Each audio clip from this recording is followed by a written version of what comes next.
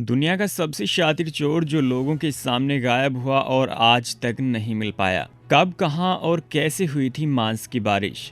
एक ऐसी रहस्यमय सैटेलाइट जो इंसानों द्वारा बनाई जाने वाली सैटेलाइट से पहले से ही मौजूद थी। एक ऐसी रहस्यमय बीमारी जिसने 10 लाख लोगों को मूर्ति में तब्दील कर दिया था।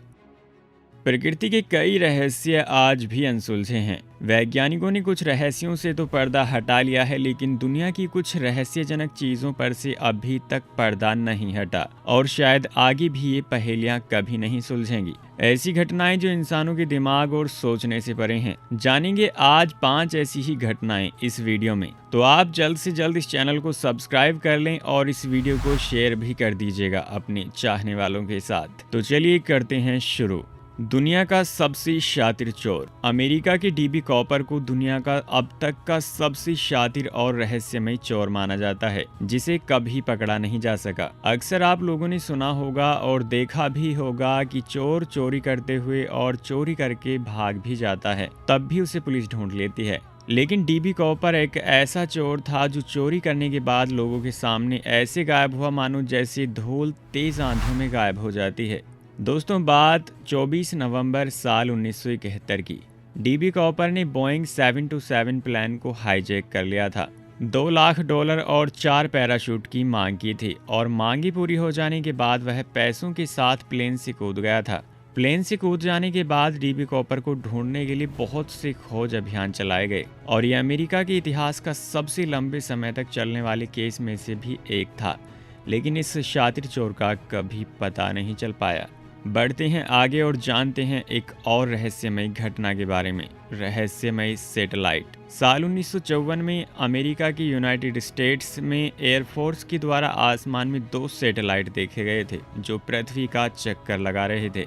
लेकिन चौंकाने वाली बात यह थी कि इस समय इंसानों के पास सैटेलाइट बनाने वाली टेक्नोलॉजी नहीं थी, इसलिए उस समय सैटेलाइट का आविष्कार भी नहीं हुआ था। यूनाइटेड स्टेट्स के एयरफोर्स ने इन सैटेलाइट्स की तस्वीरें भी जारी की थीं और इन्हें ब्लैक नाइट सैटेलाइट नाम दिया था। कुछ लोगों ने इसे एलियन का यूएफओ बताया तो कुछ का मानना था कि इसे एलियन द्वारा बनाया गया होगा। ये सैटेलाइट करीब 13,000 सालों से पृथ्वी का चक्कर लगा रहा है, लेकिन ये असल में क्या था इसका पता नहीं चल पाया। बढ़ते हैं आगे और बात करते हैं जब हुई थी मांस की बारिश। दोस्तों, आपने गुजरात में मछली की बारिश और कई जगहों पर खून की बारिश होते हुए सुना होगा और कई लोगों ने तो देखा भी होगा, पर इस बारे में सुनकर आपका मुंह खुला का खुला रह जाएगा। जी हाँ, 3 मार्च साल 1876 को अमेरिका के केंटुकी में सुबह 11 बजे से 12 बजे के बीच में आसमान से अचानक मांस की बारिश होने लगी थी। यह लाल रंग के मांस के टुकड़े थे जिनका आकार 2 इंच से लेकर 4 इंच तक था। ये मांस की बारिश क्यों होने लगी थी, इसके पीछे बहुत से तर्क दिए गए थे, लेकिन सबसे ज्यादा माने जाने वाला तर्क ये था कि ये मांस गिद्ध के झुंड ने मांस खाने के बाद उड़ते समय वहां गिराए होंगे, लेकिन इस तर्क का भी कोई पक्का सबूत नहीं है। सबसे ज्यादा चौंकाने वाली बात यह थी कि यह मांस गाय का, घोड़े का, भालू का, इंसान का या किस जीव का था, ये कभी नहीं पता चल पाया। बढ़ते हैं अगली घटना की तरफ।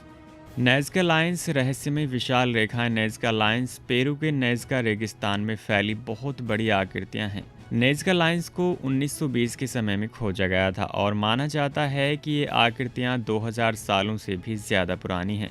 नेज़का लाइन्स रेगिस्तान में 190 वर्ग मील यानी 500 वर्ग किलोमीटर तक फैली हैं। नेज़का लाइन्स की सबसे ज़्यादा हैरान करने वाली बात इन आकृतियों का आकार है, जिनमें से कुछ तो इतनी बड़ी हैं कि उन्हें आसमान में जाकर ही स्पष्ट रूप से देखा जा सकता है। आपको बता दें कि वहां पर बंदर 360 फुट, मकड़ी 150 फुट, व्हेल 210 फुट, चिड़िया जैसे जीवों, फूल, पेड़ और कुछ ऐसी आकृतियां भी बनी हैं जो पृथ्वी की नहीं लगती।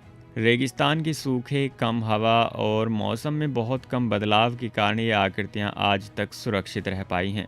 पुरातत्वविद आज भी हैरान हैं कि पुराने समय में इंसानों द्वारा इतनी बड़ी आकृतियां क्यों और कैसे बनाई गई होंगी। इसे क्यों बनाया गया था, इसके पीछे का कारण कुछ लोग बताते हैं कि इन्हें भगवान को खुश करने के लिए बनाया गया था, क्योंकि ये आसमान से साफ दिखाई देते थे।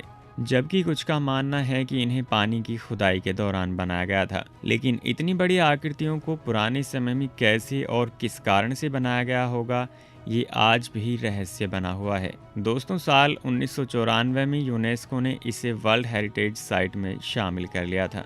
अब जानते हैं अगली रहस्यमय घटना के बारे में।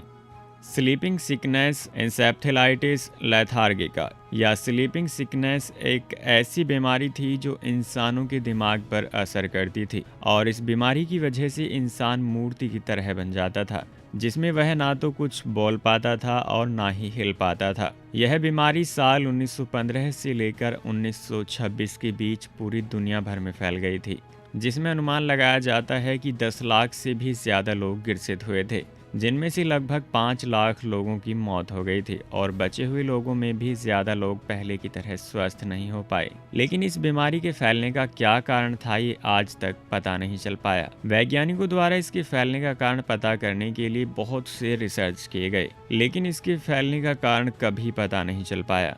दोस्तों, आपको क्या लगता है कि ये बीमारी कैसे फैली होगी? क्या ये भी कोरोना जैसी घातक बीमारी थी या बस दिमाग की कोई उपज? हमें कमेंट बॉक्स में ज़रूर बताइएगा। और हाँ, आपको इनमें से कौन सी घटना सबसे ज़्यादा अचंभित और हैरान कर देने वाली लगी? कमेंट में बता दीजिएगा। और हाँ, हमारे इस चैनल को अगर आपने अभी तक सब्सक्राइब नहीं किया है तो चैनल को सब्सक्राइब करें, वीडियो को लाइक करें और अपने चाहने वालों के साथ शेयर करें। साथ ही मैं आपको बता दूं कि हमारे चैनल पर इस तरह की बहुत सारी वीडियोस उपलब्ध हैं, तो उन्हें भी आप देख सकते हैं। मिलते हैं अगली किसी वीडियो में।